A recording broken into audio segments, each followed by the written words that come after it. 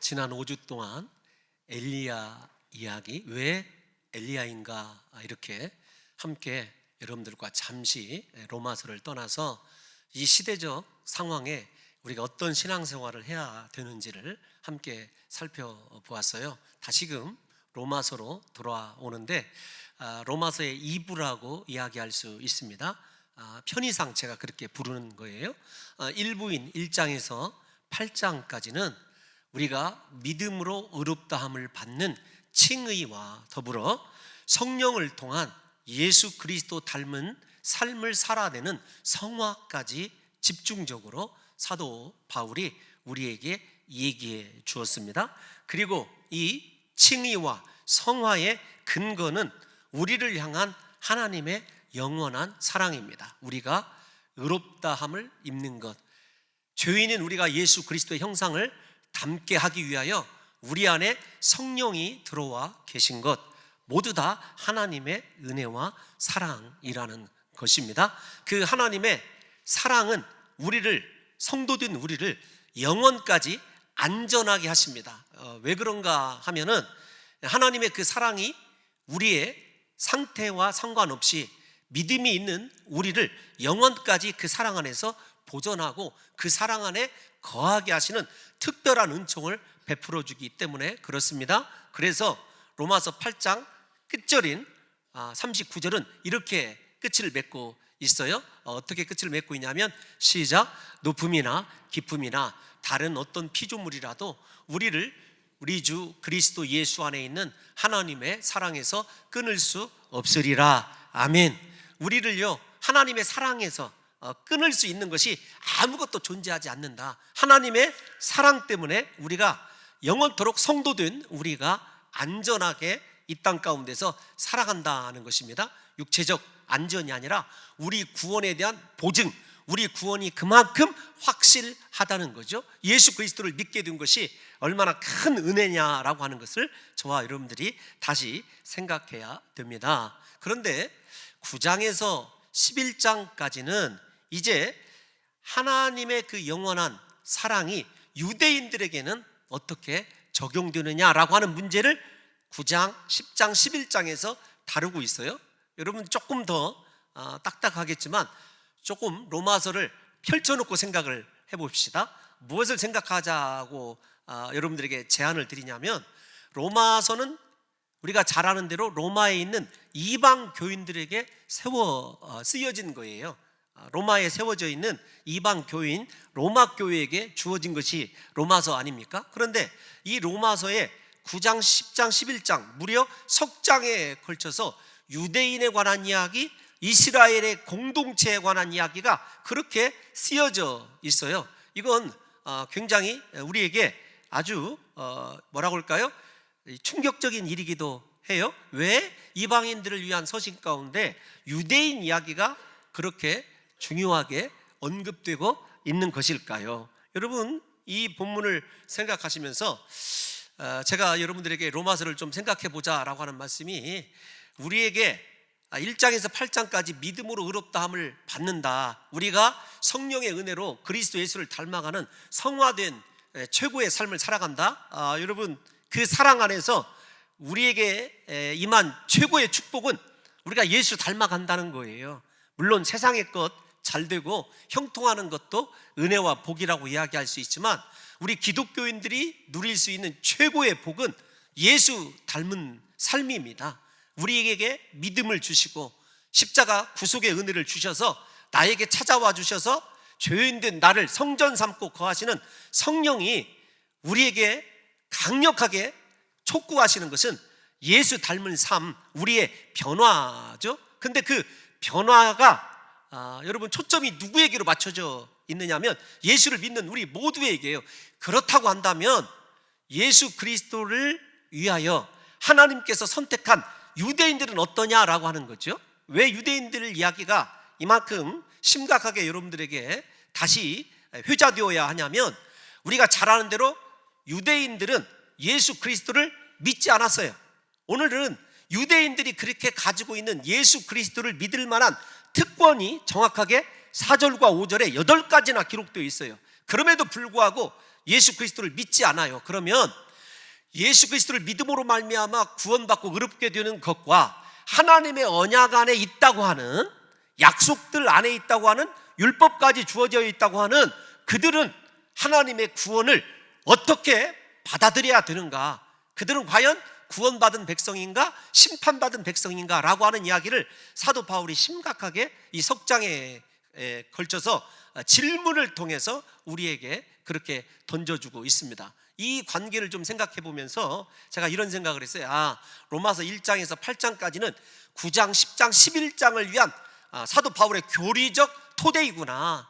결국은 그의 마음이 유대인들, 언약 안에 있는 그리스도, 그리고 언약 안에 있는 이스라엘과의 관계를 설명하므로 우리 구원에 관한 특별한 예정, 선택과 유기 등 이 9장에서 11장까지 우리에게 확실하게 과연 믿음으로 의롭다함을 받은 사람들의 인생의 그 마지막 이 결론이 어떻게 나는지를 유대인들을 통해서 보여주고 있는 거죠. 여러분, 여기까지는 기억하지 않으셔도 괜찮습니다. 좌우지간 기억하셔야 될 것은 9장에서 11장까지 유대인들의 구원이 어떻게 되는가, 하나님의 심판은 그들에게 어떻게 진행이 되고 구원은 어떻게 진행이 되는가, 하나님의 계획에 대해서 살펴볼 때 나 같은 이방인이, 나 같은 죄인이 예수 그리스도를 믿음으로 말미암아 구원받게 된 그 은혜와 축복이 얼마나 크고 위대한 것인지를 역설적으로 9장에서 11장까지 살펴볼 때 느끼시는, 확인하시는 귀한 역사만 일어나시기를 예수님의 이름으로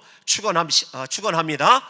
여러분, 유대인을 위한 하나님의 계획, 즉 유대인을 구원하시기 위한 하나님의 그 섭리를 사도 바울이 피력할 때에 가지는 마음이 있어요. 그것이 어떤 것이냐면 오늘 본문에 보게 되면은 큰 근심과 고통이에요.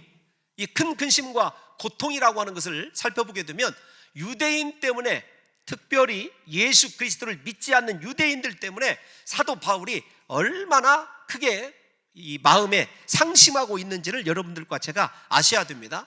이런 관점에서 9장을 좀 생각해 보면 1장에서 사도 바울이 16절에서 이렇게 얘기한 적이 있거든요. 우리 조금 설교가 어수선한 느낌이 있지만 한번 좀 1장 16절을 다 같이 읽어보겠습니다. 시작. 내가 복음을 부끄러워하지 아니하노니 이 복음은 모든 믿는 자에게 구원을 주시는 하나님의 능력이 됨이라. 첫째는 유대인에게요, 그리고 헬라인에게로다, 즉 이방인에게로다, 이렇게 얘기를 했어요. 그런데 모든 믿는 자에게 구원을 주시는 하나님의 능력이 되는 복음을 왜 첫째로 사도 바울이 언급해 놓은 유대인들이 믿지 않느냐는 거예요.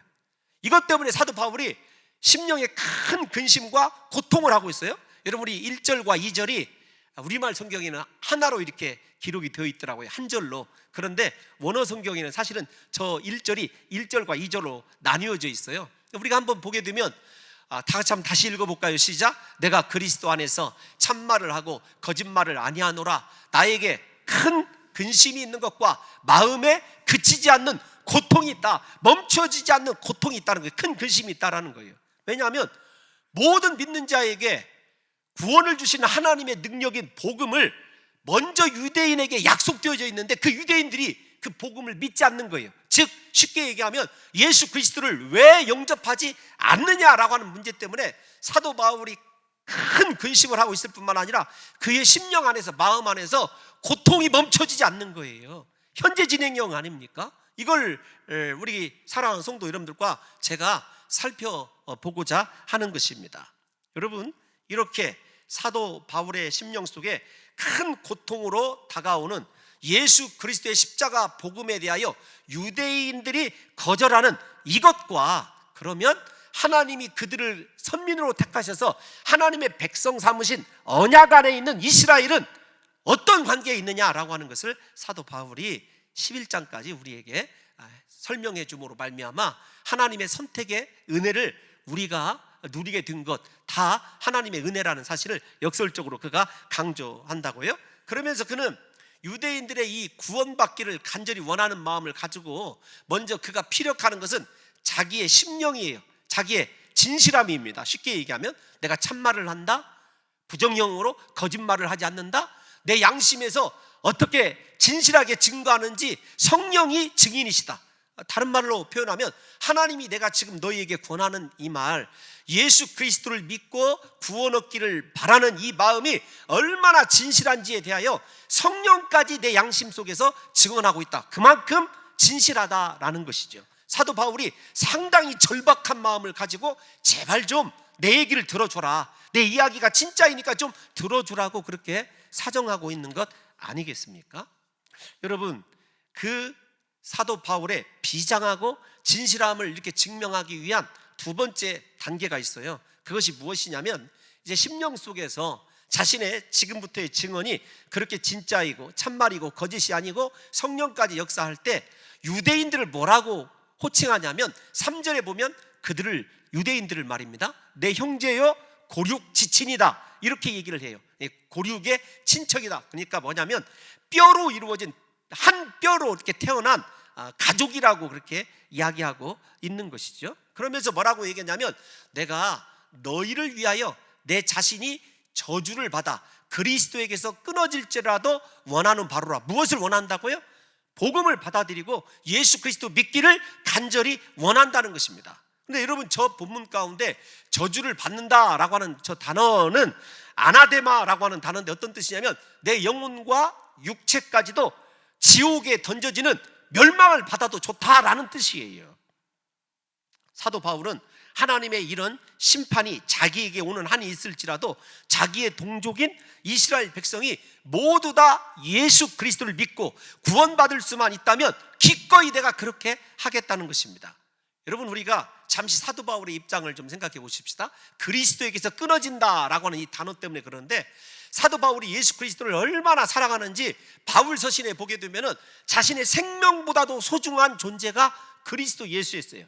그런데 그 놀라운 예수 그리스도와 자신의 그 친밀감에서 자기가 끊어져서 사랑의 대상이 아니라 심판의 대상, 저주의 대상이 되어도 나는 너희들이 구원받기를 원한다라는 걸 생각할 때, 사도 바울의 유대인들을 사랑하고 구원받기를 원하는 것이 얼마나 절박한지를 저와 여러분들이 생각하셔야 되는데, 그리스도에게 끊어진다는 것은 아마 사도 바울에게 형벌 중에 형벌일 거예요. 최고로 사랑하는 예수 그리스도부터 내가 끊어지다니, 그보다 더 큰 희생은 없을 것입니다. 그래서 그리스도에게 끊어진다라는 말을 사도 바울의 최대의 고통, 최고의 희생, 뭐 이렇게 설명할 수 있어요.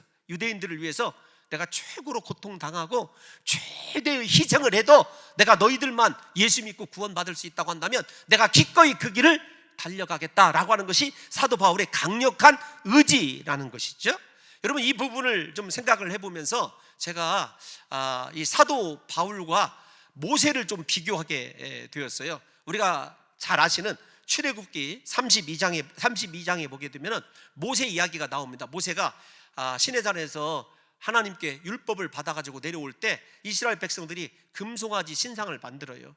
우상을 숭배하고 있어요. 여러분, 모세가 그 장면을 바라보고 또 하나님도 그것을 아시면서 내가 이스라엘을 진멸하겠다, 모세야 내가 너로 하여금 새로운 민족을 시작하겠다, 이렇게 얘기를 하셔요. 그랬을 때 모세가 생각해 보십시오. 모세 자체도 이렇게 기도하기가 쉽지 않을 거예요. 저 같으면 하나님 웬 은혜입니까? 감사합니다. 저로부터 새로운 민족을 시작해 주십시오, 이렇게 아마 좋아했을 거예요. 그런데 모세는 그러지 않았어요. 우리 다 같이 32장 32절만 한번 읽어보도록 하겠습니다. 시작. 그러나 이제 그들의 죄를 사하시옵소서. 그렇지 아니하시면 원하건대 주께서 거룩하신 책에서 내 이름을 지워버려 주옵소서. 무슨 말입니까? 나 생명책에서 이름을 지워달래요. 저주받겠다는 거죠. 그런데 여러분 생각해 보십시오. 저들의 죄를 사해달라고 기도하는 그 장면, 예수 그리스도가 십자가에서 주여 저들의 죄를 사하여 주옵소서, 저들이 하는 짓을 알지 못하는 이이다. 여러분, 그 장면과 더불어 좀 생각해 볼 것이 있는 것이 어떤 것이냐면, 바울, 예수 그리스도, 모세, 제가 좀 느낀 것이 많아요. 모세를 이스라엘 백성들이 사흘 정도, 약 평균 사흘 정도마다 한 번씩 돌을 들어서 쳐 죽이려고 그랬어요. 물이 없을 때, 먹을 양식이 없을 때 그들에게 나타나는 반응은요, 모세와 아론을 돌로 쳐 죽이려고 한 것이에요. 여러분, 민수기를 살펴보십시오. 그런데 저 같으면 저렇게 이야기하지 않습니다. 하나님 속이 시원하네요. 저것들 영, 죄송한 표현 한번 쓰겠습니다. 정말 뭔 것이 없어요. 네 가지가 없어요. 하나님 차라리 죽이시는 게 나을 것 같아요. 그런데 그렇지 않았어요. 저들의 죄를 사하여 주옵소서. 그렇지 않으실 거면 제 이름도 생명책에서, 하나님의 이름책에서 저를 지워달라고 그렇게 기도했어요. 사도 바울은 어떠냐? 사도 바울은 어쩌면 모세보다도 더 심각합니다. 지금 골육지친 형제라고 부르는 유대인들에게 당한 핍박이 얼마나 큰지를 생각해야 돼요. 모세는 실제적으로 돌에 맞은 적이 없어요. 그런데 사도 바울은 유대인들에게 돌에 맞아가지고 2번이나 거의 죽을 뻔한 적이 있습니다.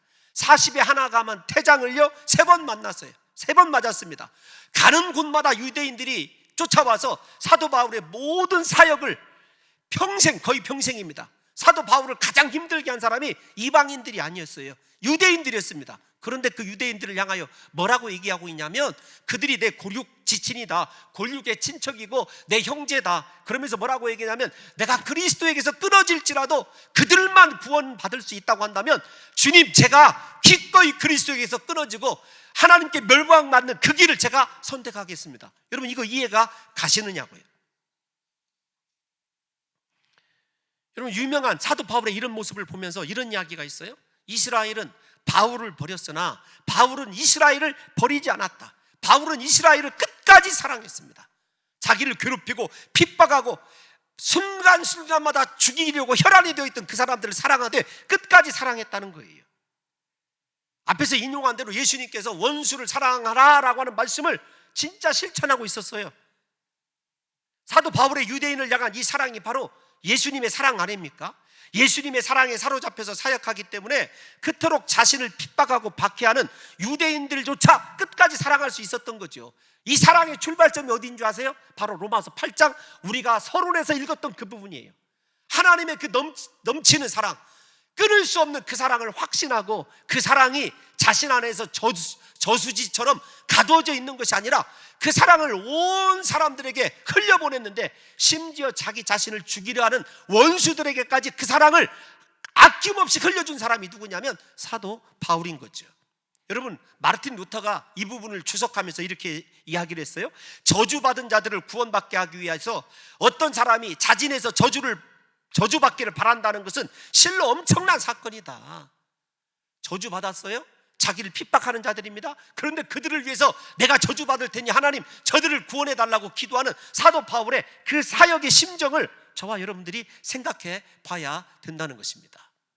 여러분, 이 시대에 한국 교회에, 특별히 우리 교회에 필요한 것이 바로 이 하나님의 사랑에 사로잡힌 사역자들이에요. 아니, 여러분들보다도 여기 서 있는 홍 목사에게 가장 필요한 것이, 이 본문을 묵상하면서 목회자에게 가장 큰 능력은 사랑이라는 걸 알았어요. 사랑. 설교를 잘하는 것, 행정을 잘하는 것, 신방을 잘하는 것, 교회 나름대로, 여러분 죄송한 표현이지만 뼈대를 잘 갖추는 것, 그게 중요한 게 아니라 목회자에게는 이 사랑이 있어야 되겠다는 사실을 제가 참 절감하게 됐어요. 그전에는 제가 그냥 여러분 이렇게 존 녹스 이야기도 여러분들에게 예화로 여러 차례 얘기를 했었거든요. 그런데 이번 본문을 좀 생각하면서 존 녹스가 고백한 이야기조차 허투루 들리지 않더라고요. 그냥 그 이야기가 성도와 상관 있는 이야기, 나하고는 별로 그랬는데 한번 뒤돌아봤어요. 존 녹스가 어떻게 얘기를 했냐면, 메리 여왕이 스코틀랜드의 이 오늘날로 얘기하면 개신교들을 핍박하니까 하나님 앞에 이렇게 기도를 했어요. 하나님, 스코틀랜드를 저에게 주옵소서, 아니면 제 목숨을 거둬가 주옵소서. 자신의 생명을 내걸고 스코틀랜드가 구원받기를 그렇게 기도를 했었어요. 여러분, 이 이야기 여러분 다 들어서 아시지 않습니까? 그런데 그 이야기가 나와 실제적으로 상관이 있느냐? 네 안에 그 사랑이 있느냐? 정말로 봉동중앙교회 성도들을 우리 교회에서 등록을 했든지 등록하지 않았든지 예배하는 그들을 위해서 네가 목숨을 내놓을 수 있겠느냐? 여러분, 제가 한동안에 오랜 세월입니다. 우리 여기 장로님들이 다 이렇게 아십니다만, 약 한 4, 5년 전쯤에 제가 데살로니가 전서를 강의하다가 새벽에 설교를 멈춘 적이 있어요. 왜 멈췄냐면, 사도 바울이 이런 이야기를 합니다. 내가 너희를 위하여 내 목이라도 내어놓고, 이렇게 이야기를 해요. 사랑한다라는 얘기를 사도 바울이 내 목이라도 내어놓고 내가 너희를 사랑한다는 거예요. 저 그 전에 성도들을 향해서 사랑합니다 이런 얘기 가끔 했었어요.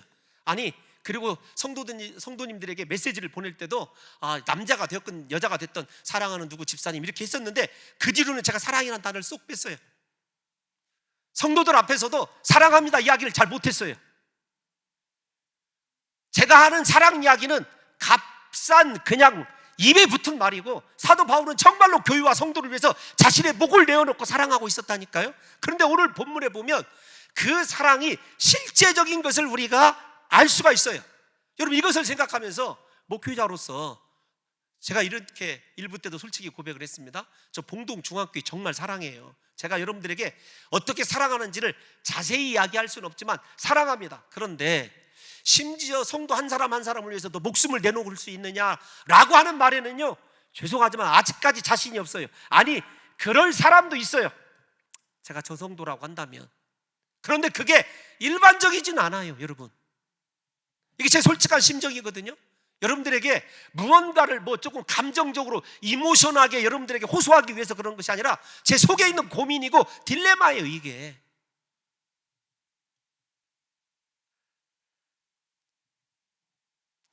우리 교회에, 특별히 한국 목회자들에게 필요한 것이 무엇이냐고 한다면, 저는 여러분 이렇게 사도 바울과 같이 정말로 복음을 위해서라고 한다면 나를 핍박하고 박해하는 모든 사람을 향하여 사랑할 수 있다가 아니라 정말 사랑한다는, 내가 저주를 받아도 너를 사랑한다라고 고백할 수 있는 진실한 사랑의 회복이라는 거죠. 이번 한 주간 우리 오늘 장로님 선출이 있지 않습니까? 기도할 때 제가 기도한 건 딱 두 가지입니다. 하나님을 생명보다 사랑하는 장로님이 선출되게 도와주옵소서. 두 번째가 무엇인지 아십니까? 이 봉동 중앙교회를 위하여 생명 내걸 수 있는 사람만 선택해 주옵소서. 예?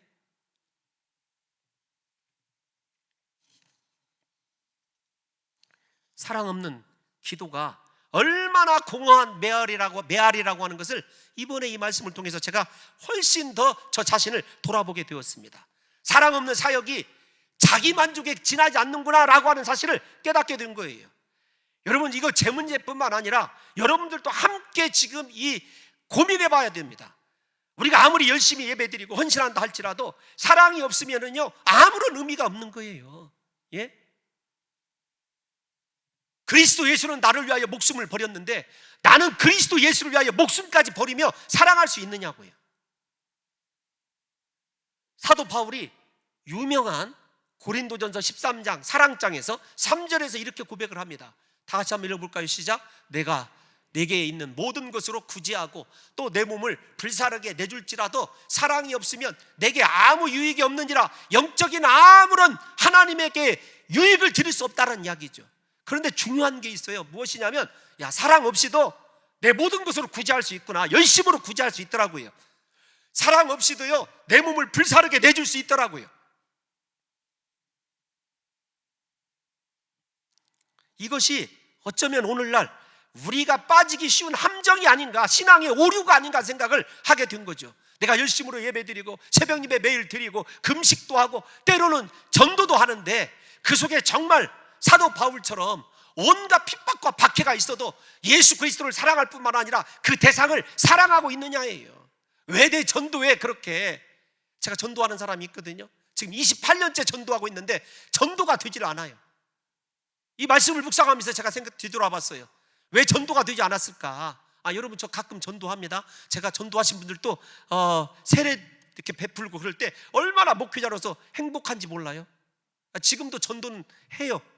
우리 교회 빌립 전도팀 있지 않습니까? 가끔 제 영이 너무도 답답하고 칼칼하면은요, 전도하러 시장 나갑니다. 예수 믿으세요 외칩니다. 선포하면은요, 제 영이 다시 여러분 피가 도는 것 같아요. 그런데 제가 28년 때 제 전도하는 그 사람이 예수를 믿지 않아요. 그것 때문에 얼마나 큰 고통 중에 있는지 몰라요. 제가 이 말씀을 깨닫고 제가 느낀 것이 있어요. 너 사랑하지 못했구나. 진짜 사랑하지 못했구나.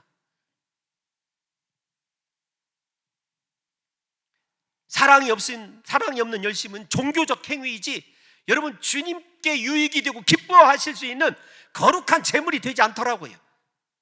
사도 바울은 이스라엘을 진심으로 사랑했기에 그들을 위하여 저주를 함께 저주를 받고자 한 거죠. 내가 너희들과 함께 저주를 받겠다. 너희들이 살아날 수 있다면 기꺼이 그렇게 저주를 받겠다는 것입니다.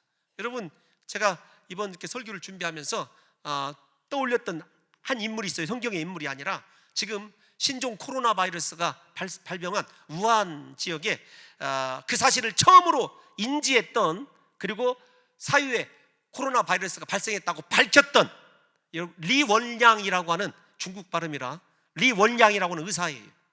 의사 이야기가 외신엔 자세히 다뤄져 있더라고요. 34살을 해 죽었습니다. 우리 오늘 들어보니까 우리나라 신문에도 이렇게 나왔다고 그렇게 얘기를 하는데, 이 사람이 맨 처음 안과 의사예요. 안과 자신의 환자를 진찰하다가 이게 바이러스에 의한 것임을 알게 됐어요. 바이러스가 발생했다 밝혀가지고 그 사람 잡혀갔습니다. 중국 공안들에게 잡혀가서 조사받았어요. 저 같으면 다시 병원으로 안 돌아갈 거예요. 우리 가족들이나 가서 살려야겠다. 이렇게 사람들이 믿어주지도 않고 오히려 억압하고 핍박하는데, 그런데 그 사람이요, 그 환자에게 다시 돌아갔어요. 그래서 그 환자로부터 함께 지내다가 그 사람 고치려다가 자기가 감염돼서 죽었어요. 죽었는데 34살입니다. 앞에서 얘기한 대로 자신의 아내가 둘째 아이를 임신하고 있어요. 둘째 아이가 뱃속에 6개월밖에 되지 않았어요. 제가 생각해 봤습니다. 세상의 의사도 생명을 살리고자 자신의 사명에 저렇게 충실하는데, 영혼을 살리겠다고 하나님께 부름받아 나서서 어디든지 가겠다고 서원한 너는 어떠냐라는 거죠. 저 같으면 못 가요. 제 아내가 아직 임신해 있어서 아이도 못 낳고 둘째인데 아이 얼굴이라도 혹시라도 본다면 뭐 이런 영화에 드라마 많이 나오지 않습니까? 사랑하는 성도 여러분, 진짜 환자를 사랑하고 생명을 사랑하는 의사라고 한다면 끝까지 그 환자와 내가 전염이 되어도 감염이 되어도 같이 하는 것, 여러분 그것 아니냐고요.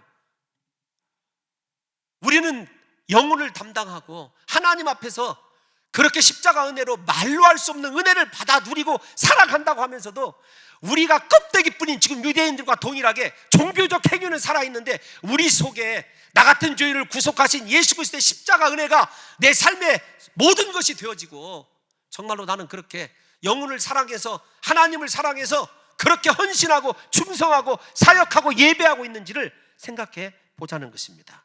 다시 여러분, 자책이고 아픈 이야기지만 오늘날 우리가 그토록 기도해도 응답되지 않는 것, 그 기도에 진실한 사랑이 결여되어 있기 때문에 그렇습니다. 여러분, 우리가 그토록 사역하고 봉사해도 열매가 드러나지 않는 것, 그 속에 진실한 사도 바울 같은 사랑이 없기 때문이죠. 사랑하는 성도 여러분들이요, 기도를 기도되게 하는 것 사랑입니다. 우리의 헌신이 진정한 헌신되게 하는 것 사랑이에요. 우리의 예배가 예배되게 하는 것 사랑입니다. 사랑을 상실한 기독교, 이것이 오늘날 한국 교회의 가장 큰 문제 아닐까요? 사도 바울이 유대인들에 대하여 이렇게 큰 근심과 마음에 그치지 않는 고통이 있다고 안타까워하는 이유는 무엇 때문에 그러냐면 4절과 5절 읽어봅시다. 4절과 5절에 다 예수로만 연결된 8가지 특권이 있어요. 다 같이 한번 읽어보겠습니다. 시작. 그들은 이스라엘 사람이라. 이거 대단한 선언입니다. 너희는 이스라엘이다. 야곱이 이스라엘 되고 하나님께서 선택해 주셔서 12지파를 형성한 하나님의 백성이라고 하는 거예요. 자, 그들에게 시작. 그들에게는 양자됨이 있어요. 하나님의 아들됨이 있습니다. 영광이 있습니다. 예수 그리스도의 영광을 목도했어요. 하나님께서 메시아를 주고 너희들을 하나님의 나라로 삼으시겠다는 언약이 있습니다. 하나님의 실체를 보여준 율법이 있습니다. 하나님께 마음대로 나가서 예배할 수 있는 진정한 제물 되신 예배의 영광을 보게 하신 십자가 은혜가 있습니다. 약속들이 있습니다. 5절을 볼까요? 5절을 보게 되면 심지어 조상들이 있어요. 우리가 히브리서 11장을 보게 되면 그 믿음의 조상들이 어떻게 무엇을 바라보고 예수 믿었는지, 하나님을 섬겼는지 다 나타나 있어요. 그들의 믿음의 대상은 예수 그리스도예요. 심지어는 육신으로 그리스도가 그들에게서 나셨습니다. 이거보다 더 확실한 사실이 어디가 있느냐고요. 그는요, 만물 위에 계셔서 세상의 찬양을 받으신 하나님이셔요. 아멘이라고 고백하고 있지 않습니까? 그런데 문제는 저렇게 수많은 특권을 가지고 있으면서 그 특권 속에 쌓여져 있는 예배, 언약, 약속들, 여러분 하나님께서 주시고자 하시는 영광, 모든 것에 쌓아놓으신 그리스도 예수 알맹이는 빠져버린 거예요. 오늘날로 말하면, 여러분 제가 목사입니다. 장로이고 여러분 권사예요. 직분도 있고 사역도 하고 충성도 합니다. 그런데 그 속에 무엇이 없냐면 그리스도 예수를 드러내고 예수를 섬기라고, 그 알맹이, 가장 중요한 핵심이 우리 신앙생활에서 예수라고는 핵심이 빠져버렸다는 거죠. 여러분 정말로 예수님과 함께 동행하십니까? 여러분의 삶 속에 그리스도가 계시냐고요? 여러분의 기도 속에 예수님의 십자가의 눈물이 있고 여러분의 헌신 속에 그리스도가 존재하고 있느냐고요? 오늘 예수 없는 신앙생활 하는 성도들이 얼마나 많은지 그게 중요한 거죠.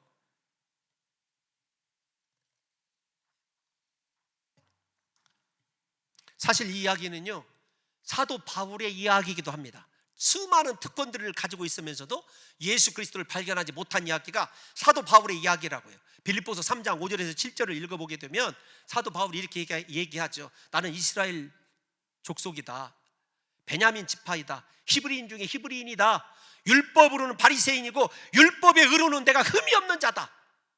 사도 바울이 얼마나 그렇게 자랑합니까? 그런데 그 자랑, 그 외적인 특권이요, 처절하게 무너져 버리죠. 어디에서요? 다메섹 도상에서 예수 그리스도를 만남으로 말미암아, 아, 내가 껍데기 신앙이었구나, 내가 구원받지 못할 의를 붙들고 있었구나, 사람의 조건을 붙들고 있었구나. 사랑하는 성도 여러분, 이 시간에 우리에게 필요한 거예요, 여러분, 직분이 아닙니다. 눈에 보이는 예배가, 눈에 보이는 찬양이 중요하고, 물론 중요해요. 중요하지 않다는 얘기가 아닙니다. 가장 중요한 거, 그 속에 쌓여져 있는 예수 그리스도가 내 심령 속에 있느냐고요. 우리의 마음을 열어보면 그리스도 예수가 보이냐고요. 나의 죄를 위하여 피 흘리신 예수님의 십자가가 보이느냐고요. 사도 바울이요, 그렇게 자랑했었지 않습니까? 내가 이런 사람이다 자랑했었는데요, 그가 다메섹 도상에서 예수 그리스도를 만나고 난 이후에 그의 인생의 자랑이 바뀌어요. 우리가 잘 아는 갈라디아서 6장 14절 말씀 한번 읽어보겠습니다. 시작.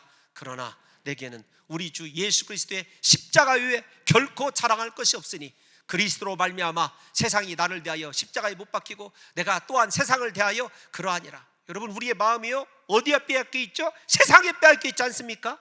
여러분, 신앙생활 왜 하세요? 냉정하게 세상 거 성공하기 위해서 예수 믿는 거 아니에요 혹시?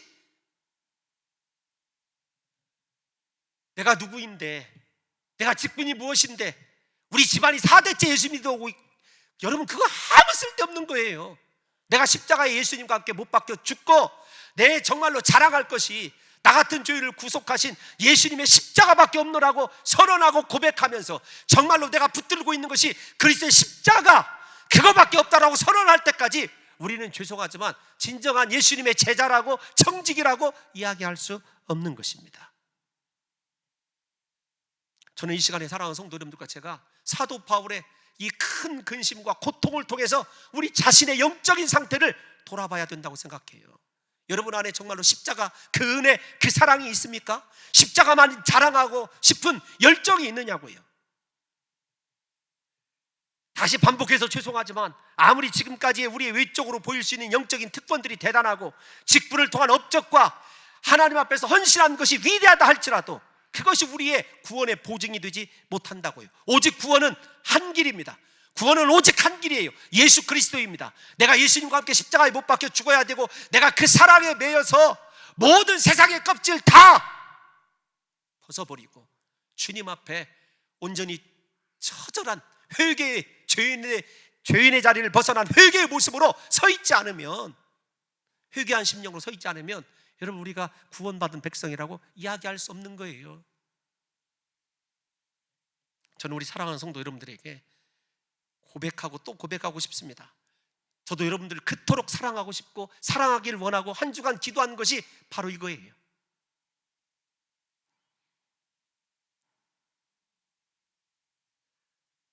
예수 그리스도를 진심으로 내 구주로 믿고 하나님께 부름받은 사역자라고 한다면요, 그렇게 하나님의 사랑에 매여서 십자가 위에는 보이지 않아야 되는 것 아니겠느냐고요.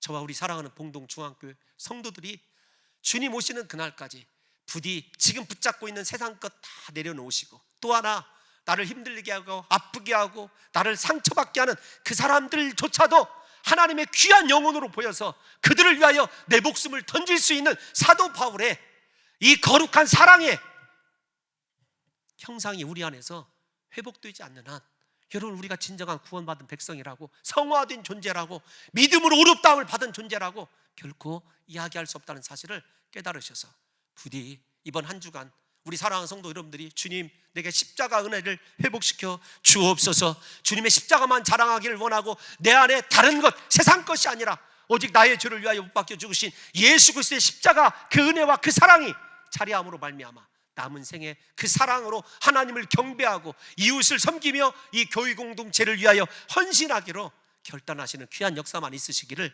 예수님의 이름으로 축원합니다.